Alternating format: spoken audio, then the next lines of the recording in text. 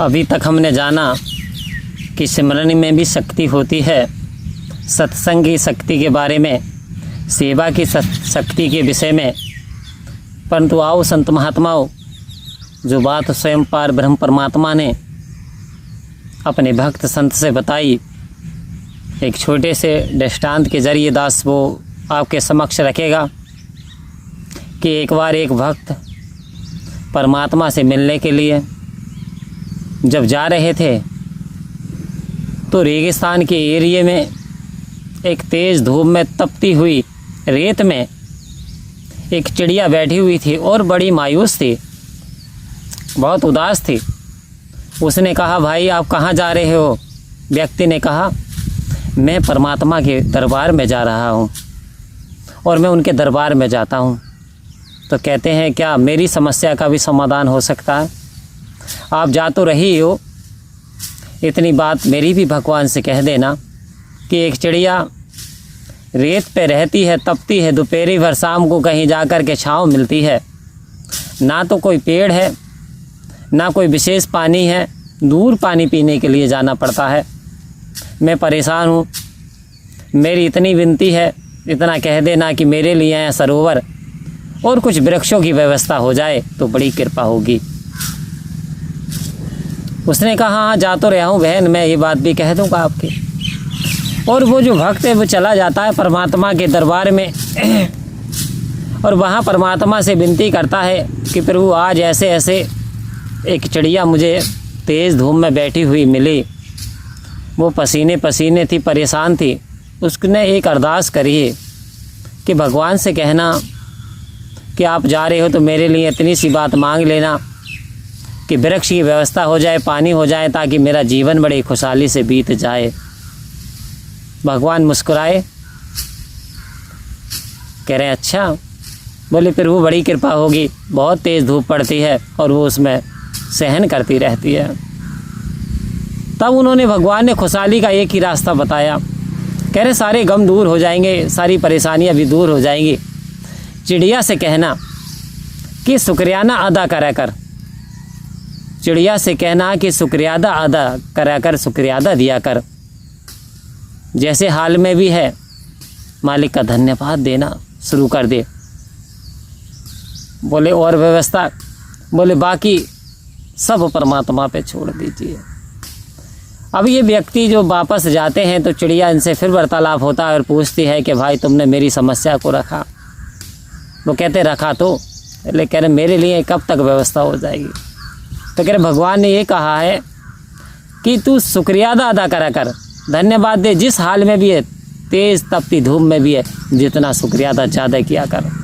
इतनी बात भगवान ने तेरे लिए बोली है।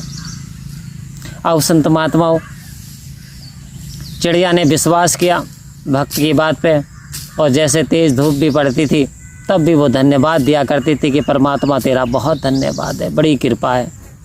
ना जाने ये कृपा ना होती तो काश इससे भी ज़्यादा टेम्परेचर हाई होता।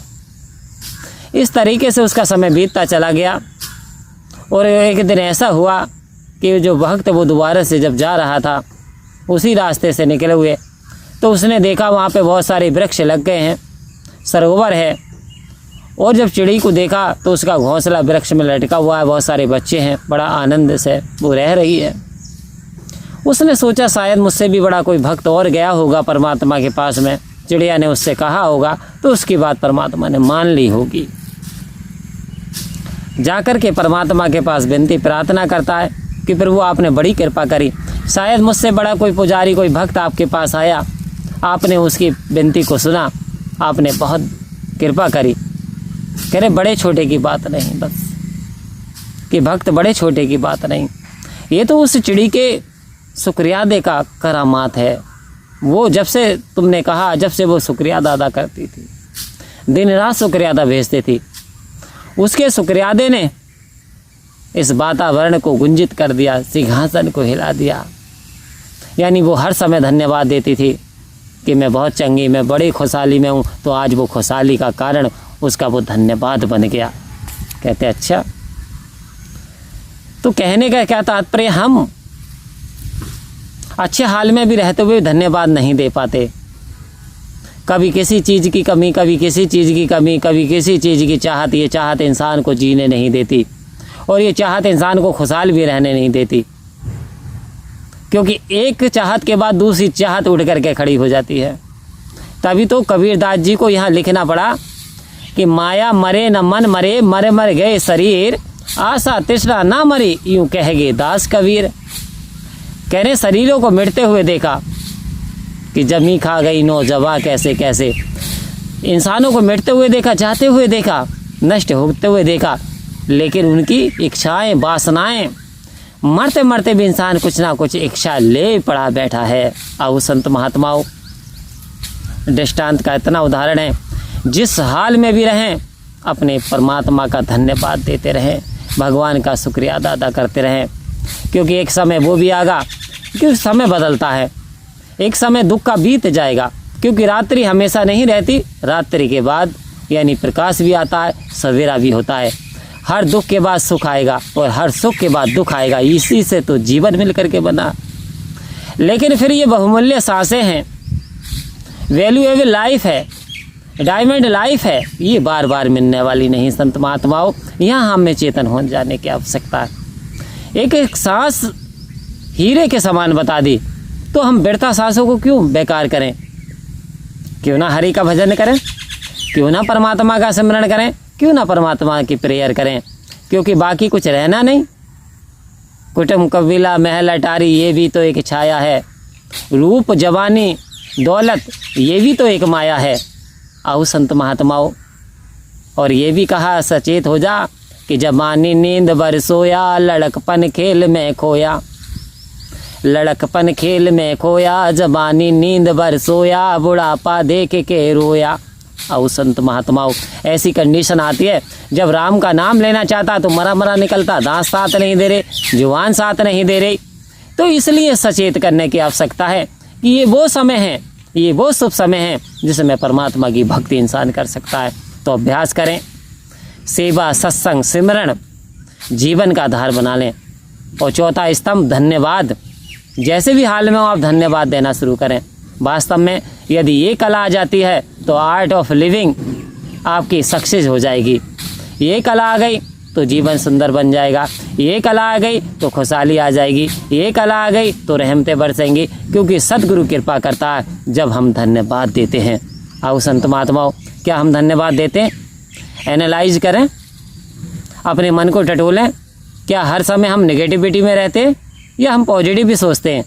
क्या हम अच्छा सोचते हैं? क्या हम दूसरे की भलाई की बात करते हैं या भलाई के विषय में सोचते हैं या बुरा सोचते हैं? यदि मन में ऐसी कुछ गलतफहमियां हैं तो उन्हें बाहर निकाल करके फेंक दें और भलाई करना सीख जाएं, खुद ही भला होता चला जाएगा। क्योंकि दगा किसी का सगा नहीं, ना मानो तो कर देखो, जिन लोगों ने दगा करे आज जा करके उनके घर गुजर देखो। खुशी चाहते हो तो खुशी देना शुरू करो, आनंद चाहते हो तो आनंद देना शुरू करो, प्यार दूसरों से चाहते हो तो प्यार बांटो, सम्मान चाहते हो तो सम्मान बांटो। जैसा बोओगे वैसा काटोगे, यही प्रकृति का नियम है। आओ संत महात्माओं, सतगुरु के इशारे को समझें, सेवा सत्संग सिमरण को जीवन का आधार बना लें और अंतिम सांस तक यही परमात्मा से विनती करें कि सतगुरु हमको तुम्हारी मेहरबानी चाहिए, खुश रहे हरदम वही तो जिंदगानी चाहिए, और तेरे चमन की एक कली ए मेरे सच्चे पातशाह मुस्कुरानी चाहिए, मुस्कुरानी चाहिए। परम प्यार से बोलिए धन्यवाद जी।